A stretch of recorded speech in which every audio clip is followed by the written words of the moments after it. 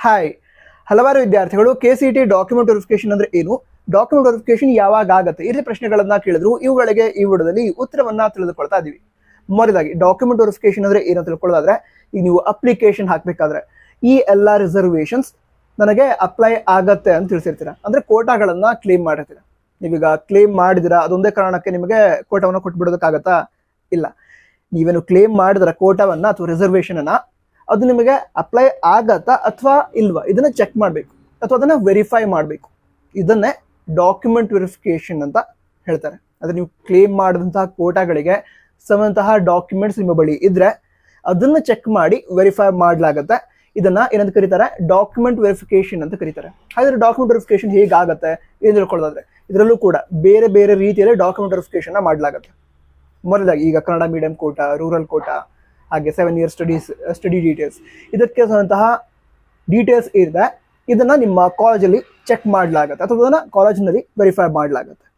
Okay, ಅಂದ್ರೆ sad side ಇಂದ verify ಮಾಡ್ತಾರೆ, ಅದರಿಂದನೇ ಸಂಪೂರ್ಣವಾಗಿ ವೆರಿಫೈ ಆಯ್ತು ಅಂತ ಹೇಳಿದ್ರೆ ಎಲ್ಲೂ ಹೋಗೋ ಅವಶ್ಯಕತೆ ಇಲ್ಲ. ಬಟ್ ಸ್ಯಾಡ್ ಸೈಡ್ ಇಂದ ಸಂಪೂರ್ಣವಾಗಿ ವೆರಿಫೈ ಆಗದಿದ್ರೆ, ಯಾವುದು ಕನ್ನಡ ಮೀಡಿಯಂ ಕೋಟಾ, ರೂರಲ್ ಕೋಟಾ, ಹಾಗೆ 7 ಇಯರ್ ಸ್ಟಡಿ ಡೀಟೇಲ್ಸ್, ಇದು ವೆರಿಫೈ ಆಗದಿದ್ರೆ, ನೀವು ಯಾವ ಕಾಲೇಜ್ ಸೆಕೆಂಡ್ ಪಿ ಸ್ಟಡಿ ಮಾಡ್ತಿದ್ರೋ ಅಲ್ಲಿ ಹೋದ್ರೆ ಅವರು ವೆರಿಫೈ ಮಾಡ್ತಾರೆ.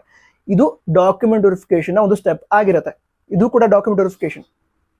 ಅದಂತರ ಈಗ ಇನ್ಕಮ್ ಆಗಿರ್ಬೋದು, ಕಾಸ್ಟ್ ಆಗಿರ್ಬೋದು, ಇದಕ್ಕೆ ಸಂಬಂಧಂತಹ ಡೀಟೇಲ್ಸ್ ಏನಿದೆ ಅದನ್ನ ನೀವು ಕ್ಲೇಮ್ ಮಾಡಿದ ನಂತರ RD ನಂಬರ್ನ ಅಪ್ಲಿಕೇಶನ್ ಅಲ್ಲಿ ಎಂಟ್ರಿ ಮಾಡಿರ್ತೀರಾ.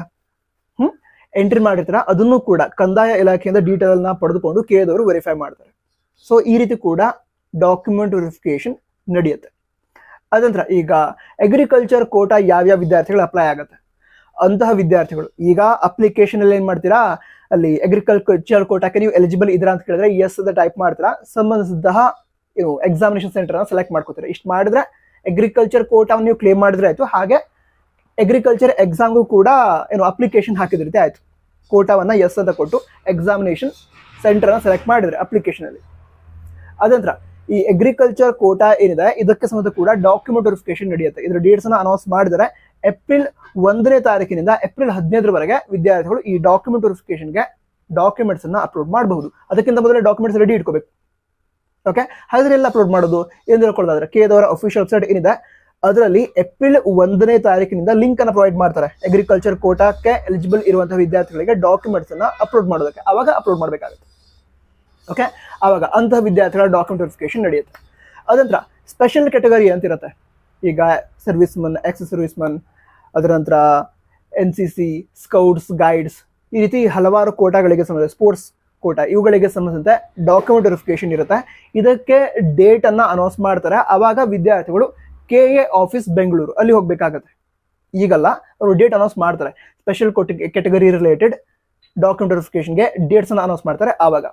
ಸೊ ಈ ರೀತಿ ಈ ಡಾಕ್ಯುಮೆಂಟ್ ವೆರಿಫಿಕೇಶನ್ ನಡೆಯುತ್ತೆ. ಮೊದಲನೇ ಹಂತದ ಡಾಕ್ಯುಮೆಂಟ್ ವೆರಿಫಿಕೇಶನ್ ನಿಮ್ಮ ಅಪ್ಲಿಕೇಶನ್ ಏನು ಹಾಕ್ತಾ ಇದ್ದೀರಾ ಈಗಿಂದಾನೇ ಸ್ಟಾರ್ಟ್ ಆಗಿದೆ. ಅದಕ್ಕೋಸ್ಕರನೇ ಇದು ಕೇವಲ ಅಪ್ಲಿಕೇಶನ್ ಆಗಿರಲ್ಲ, ಇದನ್ನ ಅಪ್ಲಿಕೇಶನ್ ಕಮ್ ಡಾಕ್ಯುಮೆಂಟ್ ವೆರಿಫಿಕೇಶನ್ ಅಂತ ಕರೀತಾರೆ. ಅಂದ್ರೆ ನೀವು ಅಪ್ಲಿಕೇಶನ್ ಹಾಕ್ಬೇಕಾದ್ರೆ ನೀವು ಯಾವ್ಯಾವ ಡೀಟೇಲ್ಸ್ ಅನ್ನ ಕೊಡ್ತಾ ಇದ್ದೀರಾ ಅದರ ಆಧಾರದ ಮೇಲೆ ವೆರಿಫಿಕೇಶನ್ ಕೂಡ ನಡೀತಾ ಇರುತ್ತೆ ಅಥವಾ ಸ್ಟಾರ್ಟ್ ಕೂಡ ಆಗಿರುತ್ತೆ.